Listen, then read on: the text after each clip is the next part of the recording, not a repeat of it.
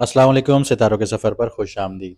आज के वीडियो में हम बात करेंगे कि ये हफ़्ता आपका कैसा रहेगा, आपके कारोबारी लिहाज से, करियर, फाइनेंस, लव रिलेशनशिप, सेहत कैसी रहेगी, हेल्थ कैसी रहेगी, कौन से दिन अच्छे रहेंगे आपके लिए, किन दिनों में आपको ज़्यादा एहतियात करना है, रेमेडीज़ क्या होंगी, लकी कलर और लकी नंबर क्या होगा, इस सब पर बात करेंगे। लेकिन उससे पहले मैं आपको ये बताना चाहूँगा कि काफ़ी लोग कन्फ्यूज़ हैं कि मून साइन से रीडिंग देखें या सन साइन से देखें।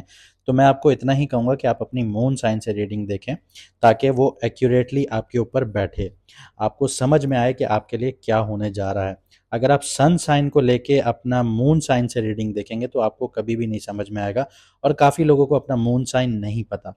जिनको अपना मून साइन नहीं पता वो अपनी कंप्लीट डेट ऑफ बर्थ यानी दिन, महीना और साल, और अगर आपके पास टाइम है तो टाइम ऑफ बर्थ भी लिखिए और प्लेस ऑफ बर्थ भी लिखिए। उससे हमें आसानी होती है आपको आपका मून साइन बताने में। कमेंट सेक्शन में लिख दीजिए, आपको आपका मून साइन बता दिया जाएगा। जिन लोगों को नहीं पता मून साइन और सन साइन का डिफरेंस, तो उसके ऊपर बहुत जल्द वीडियो आएगी, वो वेस्टर्न एस्ट्रोलॉजी और वैदिक एस्ट्रोलॉजी का आपको डिफरेंस प्रॉपर वे में समझाया जाएगा। अब चलिए वीडियो को शुरू करते हैं और देखते हैं मून साइन से आपकी रीडिंग इस हफ्ते की क्या है। बात करते हैं वृश्चिक राशि वालों की यानी कि स्कॉर्पियो मून साइन वालों की यानी कि बुर्ज कौस वालों की। इस हफ्ते आपका जो फोकस है वो अपनी हीलिंग पर, इमोशनल रीसेट पर और क्लोज रिलेशनशिप्स पर होगा। मून का जो ट्रांजिट है वो फोर्थ हाउस से सेवन्थ हाउस तक होगा, तो इमोशन से लेकर पब्लिक इमेज तक काफ़ी कुछ सरफेस पर आएगा। सैटर्न आपके फिफ्थ हाउस में है, रेट्रोग्रेड होने जा रहा है। इसका मतलब है कि पास्ट में जो क्रिएटिविटी या रोमांटिक पैटर्न्स थे उनको रिविजिट करना पड़ सकता है। जुपिटर आपकी कुंडली या जायचे में एट्थ हाउस में है, उसके बावजूद आपको पॉजिटिव रिजल्ट देने जा रहा है। लेकिन पॉजिटिव रिजल्ट्स उन्हीं को देगा जो अपने डर से लड़ेंगे, यानी जो आपके अंदर डर है उसको ख़त्म करेंगे, उससे लड़ेंगे, तो आपका एट्थ हाउस में बैठा हुआ जुपिटर आपको पॉजिटिव रिजल्ट्स देगा। करियर और फाइनेंस के हवाले से बात करते हैं। मार्स और केतु आपके टेंथ हाउस में है, एग्रेसिव एनर्जीज हैं और कार्मिक क्लियरिंग दोनों साथ चल रही हैं। किसी इंपॉर्टेंट प्रेजेंटेशन या डिसीजन में ईगो क्लैशेस आप लोगों को देखने को मिल सकते हैं, स्पेशली 15 से 16 जुलाई के बीच में, जब मून पाइसिस में होगा आपके यानी फिफ्थ हाउस में होगा। जुपिटर एट्थ हाउस में आपको रिसर्च, इन्वेस्टिगेशन और कंसल्टिंग रोल्स में सक्सेस दे सकता है, कामयाबियां दे सकता है।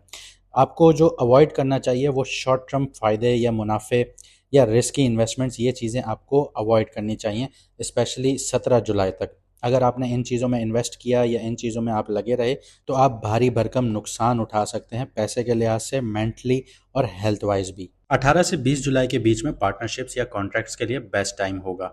सेवन्थ हाउस में बैठा वीनस आपको सपोर्ट करेगा डिप्लोमेसी और चार्म के हवाले से। आगे बढ़ते हैं, आपकी लव और रिलेशनशिप्स को देख लेते हैं। सैटर्न रेट्रोग्रेड होने जा रहा है आपके फिफ्थ हाउस में, तो लव लाइफ जो है वो स्लो हो सकती है, या आप किसी पुराने प्यार में या मेमोरीज में फंस सकते हैं दोबारा। राहु फोर्थ हाउस में है, तो इमोशनल कन्फ्यूजन्स देखने को मिल सकती हैं, या घर के किसी मेंबर के साथ आपकी लड़ाई झगड़े के सिग्नल्स आ रहे हैं यहाँ पे। कपल्स की बात करूँ तो फ्राइडे और सैटरडे यानी 18 और 19 जुलाई को बेहतर है एक दूसरे के पॉइंट ऑफ व्यू को समझने के लिए। वीनस की जो प्लेसमेंट है वो इंटीमेसी और कॉम्प्रोमाइज़ को स्ट्रॉन्ग बना रहा है। सिंगल्स के लिए आप किसी ऐसे इंसान की तरफ अट्रैक्ट हो सकते हैं जो इमोशनली अनअवेलेबल हो आपके लिए। ध्यान से अप्रोच कीजिएगा। हेल्थ की बात करते हैं। मून आपके फोर्थ से सिक्स्थ हाउस में ट्रांजिट कर रहा है, आपकी मेंटल एनर्जी काफ़ी सेंसिटिव रहेगी इस हफ्ते। 13 से 16 जुलाई इमोशनल बर्नआउट आपको देखने को मिल सकता है, तो ब्रेक लीजिए, जर्नलिंग कीजिए, लिखना शुरू कीजिए। कमर में दर्द फील कर सकते हैं, स्लीप डिस्टर्बेंस हो सकती है, इनके चांसेस बहुत ज़्यादा हाई होंगे क्योंकि सैटर्न जो है वो रेट्रोग्रेड होने जा रहा है और मार्स आपके टेंथ हाउस में है जो ओवर वर्क करवा सकता है, काम का लोड बढ़ा सकता है, जिसकी वजह से मेंटल एग्जॉशंस देखने को मिल सकती हैं। आप लोगों को चाहिए कि वॉक कीजिए, नंगे पाँव कीजिए ग्राउंड में, ये आपके लिए बेहतरीन है। आपका जो बॉडी में इंटॉक्सिटीज़ हैं वो ख़त्म होना शुरू होंगी। इसके अलावा डीप ब्रीदिंग एक्सरसाइजेस कीजिए, ये भी आपके लिए बेहतरीन है, आपके माइंड को रिलैक्स यही एक्सरसाइज कर सकती है। साथ ही साथ स्विमिंग वगैरह कीजिए या योगा कीजिए या फिर जर्नलिंग कीजिए। अब देख लेते हैं कि कौन से दिन इस हफ्ते में आपके लिए लकी रहेंगे, या किन दिनों में आपको थोड़ा सा फ़ायदा हो सकता है और किन दिनों में आपको थोड़ा सा एहतियात करना चाहिए। तो 16, 18 और 20 जुलाई ये आपके लिए अच्छे साबित होंगे। रिलेशनशिप्स में हार्मनी देखने को मिल सकती है, आपकी जो इमेज है वो बूस्ट हो सकती है। इसके अलावा जिन दिनों में आपको एहतियात करना है वो 13, 14 और 17 जुलाई है। यहाँ पे आपको मूड स्विंग्स बहुत ज़्यादा देखने को मिल सकते हैं, घर से रिलेटेड टेंशन्स देखने को मिल सकती हैं, और मार्स केतु की जो नज़र पड़ रही है वो सैटर्न पे पड़ रही है, वो चीज़ों को और ज़्यादा इंटेंसिफाई करेगी, जो आपके लिए फटीग का बाइस बन सकती है, थकावट का बाइस बन सकती है। रेमेडीज़ की बात करते हैं। जैसे मैंने आपको मार्स और केतु की सीरीज़ में बताया कि आपके लिए लाल चीज़ का सदका हर ट्यूसडे वाले दिन या दान कीजिए, सदका कीजिए, ये आपके लिए बेहतर है। इसके अलावा काले कुत्ते को खाना खिलाइए, ये भी आपके लिए बेहतर है। लेकिन इस हफ्ते के लिए मैं आपको रेमेडी बता दूं कि सैटरडे वाले दिन काले तिल का सदका या दान कीजिए। सैटर्न की जो नेगेटिविटी है वो कम होना शुरू हो जाएगी। लेकिन सैटर्न की जो रेमेडी होती है, ऐसा नहीं है कि आपने एक ही हफ्ते में सदका या दान किया तो वो ख़त्म हो जाता है, ऐसा नहीं होता बिल्कुल भी। इसको आपने कंटिन्यू रखना होता है। इसके अलावा जब भी आप किसी मीटिंग में जा रहे हैं उससे 10 मिनट पहले आप थोड़ा सा बैठिए, गहरी गहरी सांसें लीजिए, अपने आप को रिलैक्स कीजिए। ये मरकरी और सन की अलाइनमेंट में आपके लिए मदद करेगा, मेंटल क्लैरिटी देगा, और आप अपनी मीटिंग्स में अच्छा परफॉर्म कर पाएंगे। अब आपको बताता हूँ कि लकी कलर और लकी नंबर आपके लिए कौन सा होगा। तो क्रीम या सॉफ्ट पिंक कलर जो है वो आपके लिए लकी रहेगा, वीनस का कलर है, तो ये आपको एस्थेटिक्स और डिप्लोमेसी में आपको फेवर देगा। 3 नंबर में डीलिंग कीजिए, जुपिटर का नंबर है, ये आपके लिए डेप्थ और स्पिरिचुअल इंसाइट्स लेकर आएगा।